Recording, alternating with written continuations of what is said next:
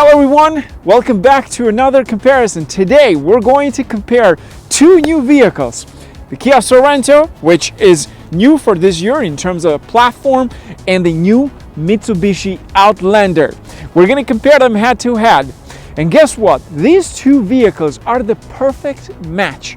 And the reason I say that is because both offer a third row, which makes these two direct competitors. And I know a lot of you guys have asked me to compare these two vehicles. This is why I'm bringing this comparison today for this video.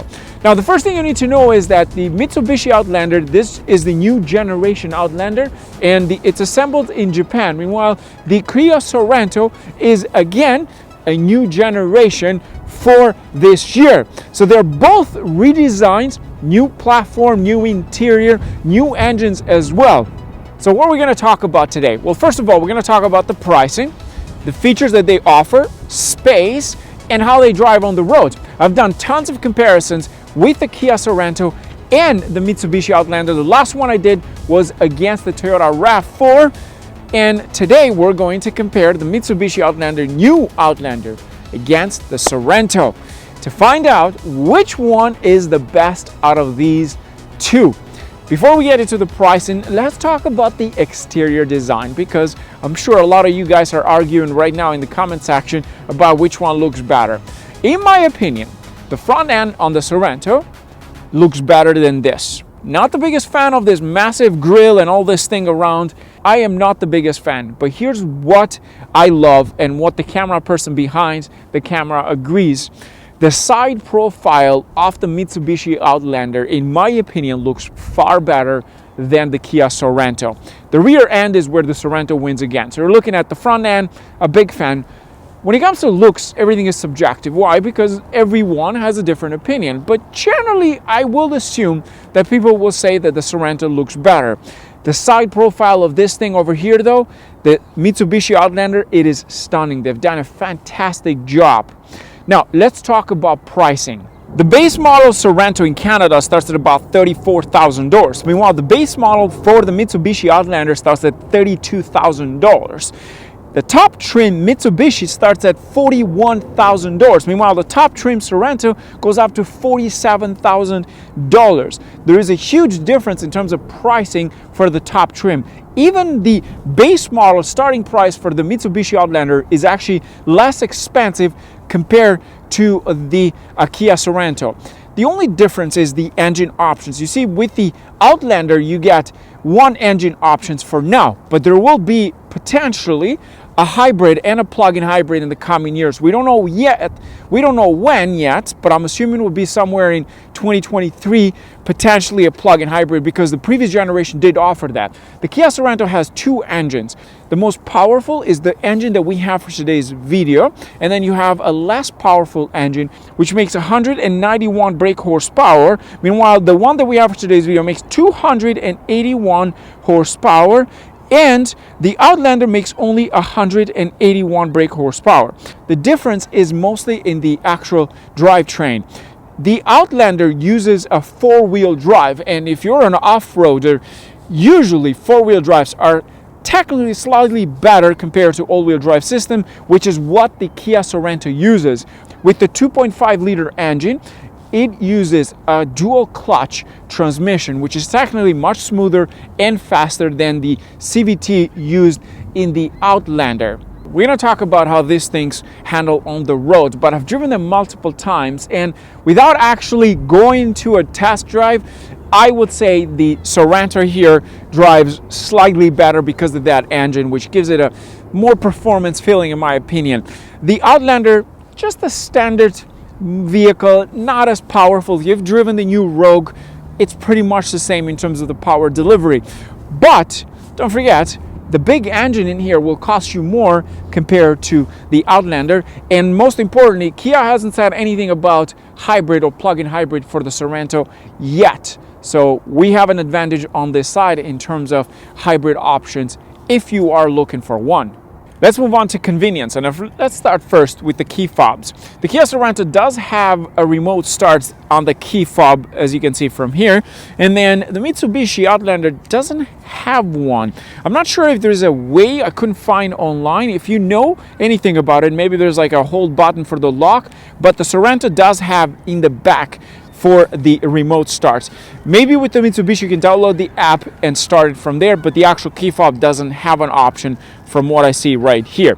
Now let's move on and let's talk about space, because this is where things change a little bit. Most importantly, as I said previously, both vehicles are 7-seaters, but don't get too excited because the third row in the Sorento and in here, it's technically not for adults. They have made them as sort of like an added seat option for people, let's say if you have pets, if you have children, they're very young, and you just want to use the third row so they can sit. But for adults, there is no way in hell anyone can get inside, especially my size. I have tried it, believe me, it's pretty rough and it's not that comfortable. They're technically not full 3-row SUVs, something to keep in mind. It's a great option to have though, and most importantly, on both sides you can fold them completely. That way you give yourself more space. But behind the third row, both vehicles do not offer massive cargo space, because once you add that third row, it eliminates behind the third row cargo. Here's one interesting fact about the Mitsubishi Outlander. As you can see, this is the third row, but you don't see any headrest. So where the hell did they put the headrest? Well, they've thought of something really nice. They have hidden them inside, and the reason they've done that is that to give you more space, and you can fold the seats completely with this lever located right in here, and then now you have more space. They made sure that the headrests are hidden so it doesn't bother you. In the Kia Sorento, you can fold them with the headrest on, and the reason is very simple. You see, even with the third row down, you're still getting more space in the Kia Sorento because it's technically slightly longer in terms of the wheelbase compared to the Mitsubishi Outlander. But most importantly, in the Mitsubishi Outlander, you have this levers located in here to fold the second row from this side. With the SX Turbo, you don't get 3 seats in the second row. You only get 2, so in total you get 6 here. The Sorento is a 6 and 7-seater. While the Mitsubishi Outlander offers 7 seats in total. You can get captain chairs. One thing that the Kia Sorento offers is power second row. So you have buttons located in this side, and you can automatically fold them from here. A great feature. And most importantly, the third row passengers do get USB ports on each side to charge their phones, and you get a climate unit for the third row from here. An added feature to the Kia Sorento, which again kind of explains the reason why the Sorento is more expensive than the Outlander. Now let's talk about the second row. See, with this package we have captain chairs for the second row, and they're nice, comfortable. Overall, the Kia Sorento will give you more space compared to the Outlander, and the reason is because it's technically bigger than the Outlander. In terms of the convenience features in here, the Kia Sorento has power seats for the second row, and what I mean with that is you have the option to press a button located onto the side, so that way it folds the seats automatically. You can also do it manually. In the Mitsubishi Outlander, you don't get that option, but they do have some similar things in the second row. Most importantly, both have heated seats in the back, and both have, of course, USB ports and a beautiful panoramic roof all the way across with the option to open the front area. And most importantly, you get air vents in here. The Mitsubishi Outlander in the second row offers a small climate unit. You can control the temperature for the second row area. And both vehicles have the sunshades on the side. If it's too bright on the outside, you can just lift them up and you get yourself less brightness inside. Another convenience features offer in both vehicles. Now let's talk about the interior in terms of the first row, and we're going to talk about some of the tech features. Here's what you're missing in the Mitsubishi Outlander. You don't have ventilated seats in here compared to the Kia Sorento. You also don't have that blind spot monitor that the Kia Sorento offers, but they both have wireless Android Auto and Apple CarPlay as well. They both have wireless charging pads. They both have heated seats, heated steering wheel. They both have 360 cameras. They both have digital screens. The infotainment display in the Kia Sorento It's not at the same size as the one in the Mitsubishi Outlander, but both are sort of usable, and most importantly, they're both touch screen. Now, with the Kia Sorento, you get multiple driving modes, and I've done a test, a snow test in the Sorento, an off-road test. It did very, very well, but in the Mitsubishi Outlander, you do get a four-wheel drive system, which can send the power simultaneously to different tires. That way you get the best power and the most grip. You have a couple of options in terms of driving modes. You have, of course, for normal, you have eco in the Mitsubishi, then you have gravel, then you have snow, and then you have mud. This vehicle could be very capable. I will potentially take it off-road in the coming weeks or months, take it a nice place and do a comparison maybe to a Sorento and see how they do in off-road mode. In terms of tech features overall, they're very similar. You're just missing some things in the Mitsubishi Outlander that are offered in You're just missing some features offered in the Sorento. They're not offered in here. Both have dual climate zones as well, power handbrakes, auto hold as well. And the cluster in the Kia Sorento is fully digital, so is the one in the Mitsubishi Outlander. You have different layouts, you can change the different modes as well. Both have a heads-up display and both have beautiful panoramic roof with a sunshade if you don't like the sunlight outside. In terms of the quality of the interior and where I feel more premium, I would say inside the Mitsubishi Outlander, in my opinion, you feel more of a premium quality compared to the Kia Sorento overall. Maybe it's just me feeling that kind of difference, but I feel in here overall, the Sorento doesn't look as premium as the Mitsubishi Outlander. I've said this before. I think overall, the Mitsubishi Outlander has a slightly more premium feeling inside, from the leather, from the dashboard. Everything is done at a different level in here. It's hard to explain it through a video, but once you get inside and you start driving them, you'll notice that difference, the interior quality. This doesn't have the best color. I had a previous model which looked really, really nice. I don't like this white interior, but the previous model that I had, which is fully loaded as well, did have a far better interior compared to this color. Just a color difference, but overall everything else remains very much the same. But the difference between this and the Sorento is felt right away once you jump in, especially if you do a back-to-back. You'll notice that premium feeling, in my opinion, that the Mitsubishi Outlander has compared to the Sorento. Now, the Sorento does offer some extra features that you're missing in here, but overall, you're still getting similar tech features in both vehicles. They both have heated seats, they both have power seats for passenger and driver's side, and they both have bolster adjustment as well. In the Mitsubishi Outlander, you don't get that for the passenger, but you do get that for the driver. Now that I've covered everything you need to know about these two vehicles, it's time to take them for a test drive and talk about which one drives better, how do they compare in terms of performance and all that. As I said, I've done tons of comparisons with the Sorento. I've done a couple of comparisons with the Mitsubishi Outlander. If you want to watch everything, the links will be in the description below. And I've driven them multiple times, so I'm very experienced in terms of driving both vehicles. But let's stop talking and let's go for a drive. Okay, let's go for a drive and let's talk about this. First of all, as I said, I've driven both vehicles and I know exactly how they handle on the roads. And I'm just gonna make it simple for you. If you're looking for power, you know the Sorento is the one. If money is a problem, then the Sorento is not the choice, because there is definitely a difference in terms of pricing. That includes Canada and the United States. So either way, you're going to pay more for the Sorento compared to the Mitsubishi Outlander. If power is not a problem, then Mitsubishi, I think, is a fantastic choice. They've done a great job with that car, and I've said this before. In my opinion, the Outlander is better compared to the Nissan Rogue, 100%. If I had to pick between the two of them, I'd say the Outlander any day, because it's just perfect, and it's so beautiful on the inside compared to the Nissan Rogue. The Kia Sorento has its own unique design on the inside. It's very different from any other vehicle, including like the vents here, this area, the screen, everything. One thing I absolutely love about the Sorento, that I use it in most Kia vehicles, and most Kia vehicles offer that, the new Kia Stinger offers it, the Telluride, is that blind spot assist that you see in the actual cluster.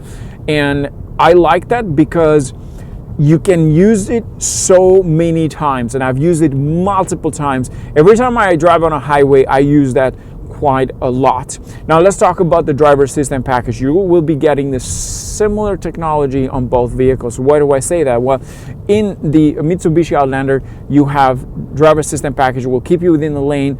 The steering is actively steering with your input. You need to have your hands on the wheel at all the time. At this point, there is no legal basis behind it that doesn't allow you, that allows you to take off your hands off the wheel. You have to keep them at all the time. That's rule number one as we're talking. But these vehicles are very capable to keep you within the lanes, and very smart at the same time. They know when a vehicle is approaching or getting into your lane. It will make sure that you don't crash with the vehicle in front. It will slow down so that it lets the vehicle in front of you. It has a gap assist as well with the stop and go option. If you get in front of a traffic light and you have the cruise control on, it will slow down, and once the vehicle in front moves, and this also tells you that there is a traffic light camera as well. It warns you all the time. I kind of find it annoying. I keep it off. I keep it off most of the time, but this one offers that option. Both have digital clusters. They're very similar when it comes to tech features. There's just a couple of things added to the Kia Sorento that you don't find in the Mitsubishi Outlander. Let's talk about driving experience. The power delivery of the Sorento, it's definitely something that wins over the Mitsubishi Outlander. I think the Mitsubishi Outlander, it's more settled, it's more family oriented, just friendly driving machine. Doesn't make 280 horsepower, so it makes 181. It's similar engine used in the Nissan, same transmission I believe as well. So you're not gonna find that experience the same way in the Mitsubishi Outlander. I've driven them a couple of times. Great vehicle, but here you can have some fun in this one. And you have a dual clutch transmission, which is very, very smooth, and I love that about this vehicle. In the transmission in the transmission in the Mitsubishi Outlander, it's very much the same as the Rogue. It's not as responsive. It's more settled, more relaxing. But one thing I love about the Mitsubishi Outlander is the interior. I think overall it looks and it feels better compared to the Kia Sorento on the inside. That's just my opinion, but again, that is subjective because everyone has a different opinion on it. And as I'm talking to you, the person is right beside me with the Mitsubishi Outlander. I love how this thing drives. It has a bit of a performance kick, a bit of a power kick compared to the Mitsubishi Outlander. So those are some of the differences you're going to notice. Now, in terms of the comfort level, this is a bit bumpy, a bit stiff as a suspension setup. In the Mitsubishi Outlander, I find it to be softer, more like a boat ride and comfortable. In terms of the sitting position, you do sit higher in here than you do in the Mitsubishi Outlander. And on top of that, this is actually higher off the ground compared to the Mitsubishi Outlander. With the X-Trail, which is sort of like Kia's off-road option, it is, I believe, about an inch or two higher off the ground compared to a standard Sorento. That's great for ground clearance. If you're going off-road, you get a bit more ground clearance compared to the Mitsubishi. But it's also compared to the standard one, which we have for today's video. It is this one, the Sorento, higher off the ground. You have better ground clearance, and as I said, you do tend to sit higher in here.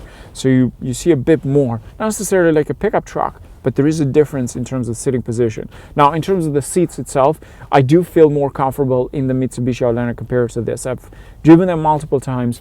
I think seats feel more hugging in the Outlander.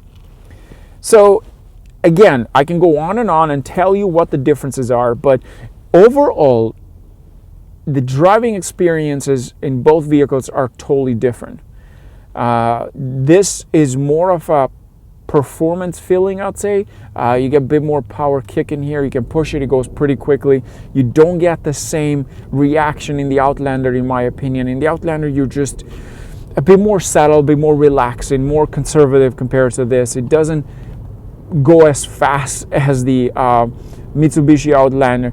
The Mitsubishi Outlander doesn't go as fast as this. You don't get that same kick like this one. You push it and it just goes. And I don't even have it in sport mode. Let's put it in sport mode. Now it gets a bit stiffer in sport mode. You get that beautiful icon in there showing you that it's full red. The actual infotainment display changed the layout as well, so now you're more in performance mode. The steering wheel got a bit stiffer. You're missing all that in the Mitsubishi Outlander. You don't get the same experience.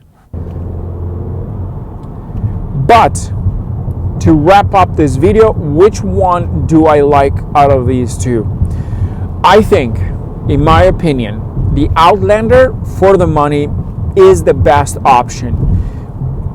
Having said that, if power is something that you want, that I don't feel that Mitsubishi is providing that after you test drive them, then I think the Sorento could be the best option out of those two.